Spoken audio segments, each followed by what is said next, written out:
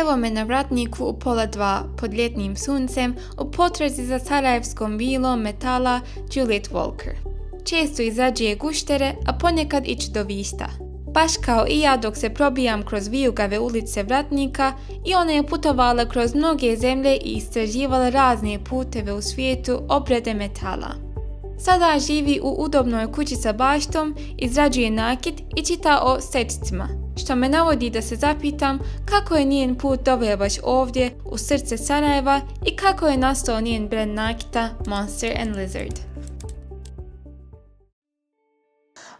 So I came the first time in March 2008. Like half the week was nice and sunny and you could walk around in a t-shirt, and half the week was snowing, which it was amazing. I had an amazing time, and it was like nowhere else I'd ever been. I really wanted to come back and try to figure out a way of being here more permanently, and I just kept coming back, and then eventually I didn't leave. But I came, the first time I came, I was doing some study in restoration, and I read an article by an English academic about Bashcharsha and these like the Kazanjie. It was really interesting to me because I have a metalworking background, and so the idea of this living craft in Europe was really interesting. So that's why I came the first time.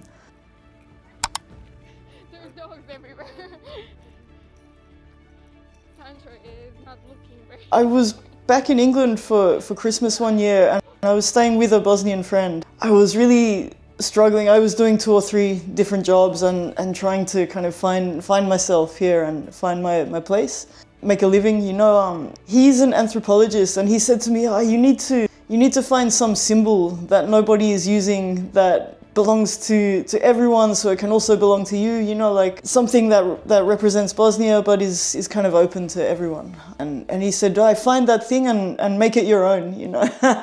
And so I came back, and I spent a few weeks in Bošnjački Institute researching like as much as I could about old Bosnian symbols and metalwork, all sorts of things. And I found this book by, she was like an English-American writer, academic historian. Her name is Marianne Wenzel. She was really interested in stečci, and she catalogued, for her doctorate, she catalogued, like all the stečci she could, all the necropoli, catalogued the symbols. So I read a few things, but one of the most interesting was her book. It was just from one of her descriptions, you know, like she's describing the motifs on a particular stone. It's in Boljuni, which is near Stolac, in a necropolis there. Her description says like a monster and a lizard in the, you know, like on the foreground, and then there's some letters and inscription. And I was thinking, I need a name for this brand, and I want to use these symbols because I really like the animal symbols. They usually, on the stečci, they usually seem to have like a protective function. We feel like that about jewelry too, right? Like a sort of talismanic function. So I wanted to use those animals, and I liked this idea of a monster and a lizard in a sort of ironic way. It's like a lot of big fashion houses are like something and something, right? Dolce and Gabbana, monster and lizard, you know, like this. Sada kada znamo koja knjiga je posudila ime brendu, zanima me da li se Juliet sjeća prvog komada nakita kojeg je napravila, koji je možda bio i prvi korak prema formiranju ovog brenda. I mean, first ever would have been at high school, and it was a pair of copper earrings. We were doing an exercise in enameling. So it was a pair of copper birds, and they had sort of blue enamel stomachs. Very basic, very primitive. My mum has them actually, so she has them at her house. So that was the first thing, and then I made sort of bits of jewelry here and there, but I didn't really come back to it until I came to Bosnia. I was a trumpet maker for a while. So when I was a student, I studied silversmithing, but it was mostly making vessels. So more similar to Kazanjie than to Zlatar. You know, like it's all to do with using hammers to make forms and how to finish the forms. It was a long time between pieces of jewelry, you know, and I didn't have my own workshop for a very long time. So I was a trumpet maker, and then I worked in museums for a while, making mounts and installing exhibitions. Did some kind of freelance restoration projects, and then I worked on a steam railway. Like everything was to do with metal and working metal. Since Monster and Lizard kind of started about 10 years ago to become an idea, and now the idea was to officially start doing it properly.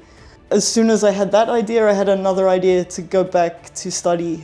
So for the last 2 years, I've been doing a master's at the Art Academy, and so I've moved into more sculptural forms.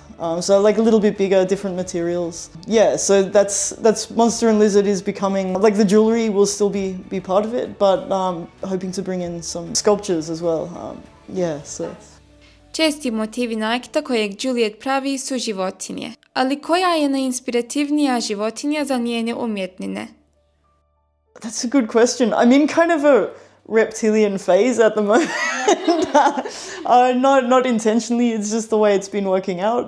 But they're cool. I think like also birds. I've been working a bit with birds, but I mean they're basically dinosaurs, right? So not so far from a lizard. I think it's sort of this idea of this primitive version of us, you know, like we talk about the amygdala and the reptile part of the brain and these sort of basic responses that we have to things, and it's like represents our fundamental nature in a way, right? And I think that's why and they're cool aesthetic forms, lizards, right? Like there's a lot you can do with them, and they're very kind of agile, and they got cool movements and crazy eyes, and you can also invent with them a bit as well, because there's so many different things you can do.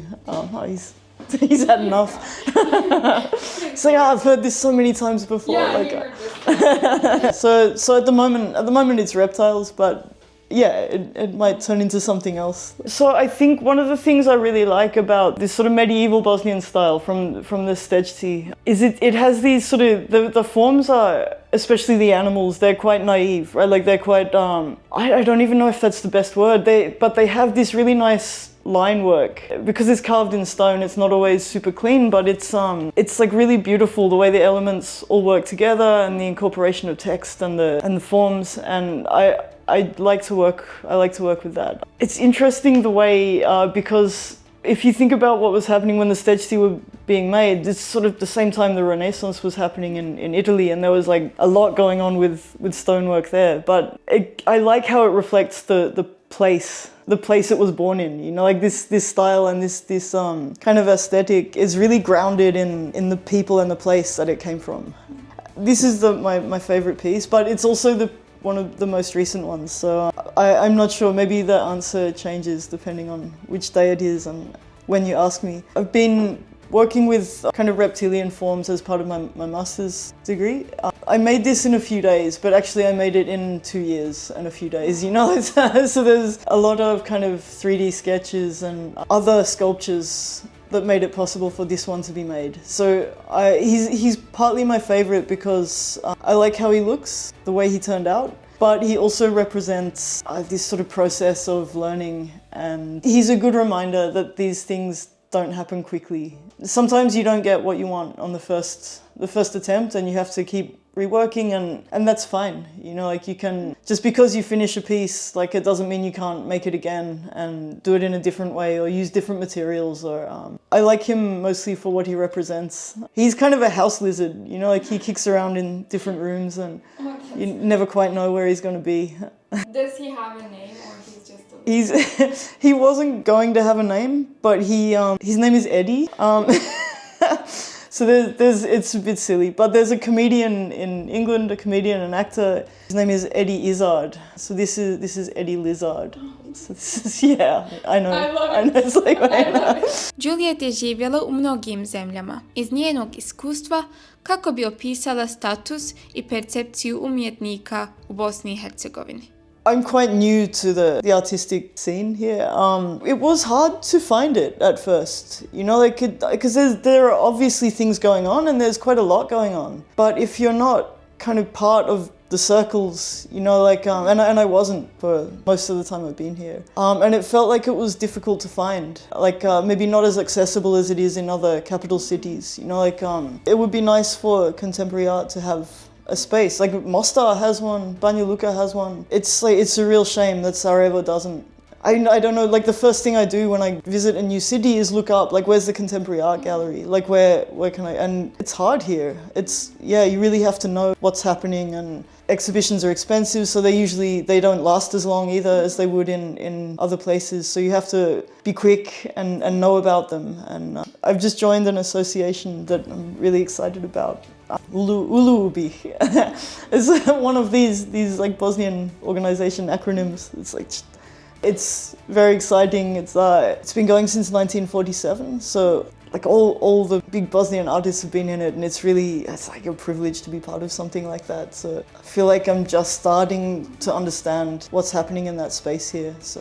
Za kraj, pitala sam gdje možemo naći informacije o njenom radu I radionicama I kakvi su njeni planovi za budućnost. I mean, so for now, I'm just trying to finish my masters. That's like the main preoccupation at the moment. Once that's finished, look around for residencies and figure out the next step of my life. Really, this is a very transitional phase. So, ideally, it would be cool to have a shop down in the old town, make things, sell things, make things up here in the winter, sell things down there in the summer. That's the dream, right? That would be but it's. Yeah, I mean, I just want to find a way to keep making. That's my main aim at the moment. Keep making and be able to not have to make the same thing over and over again. I get a bit bored when I have to repeat things I've already made. To be able to make things and to have the freedom to make different things. I've been pretty bad at updating my Instagram, but that will change. So Instagram is Monster and Lizard. It's easy to find. I like also TikTok and Facebook. It's all Monster and Lizard. Yeah, and I promise to get better at updating it once the studies are over. Yeah. Kao neko ko također pokušava pronaći svoj put u životu I u Sarajevo, ovaj intervju me podsjetio koliko je važno prihvatiti sam proces. Juliet me inspirisala da nastavim isprobavati nove stvari, čak I kada ne ispadnu savršeno. Njena topla narav I njen slatki pas Sančo, kao I razgovori koje smo vodili tokom dana, obilježili su predivan početak jednog bosanskog ljeta.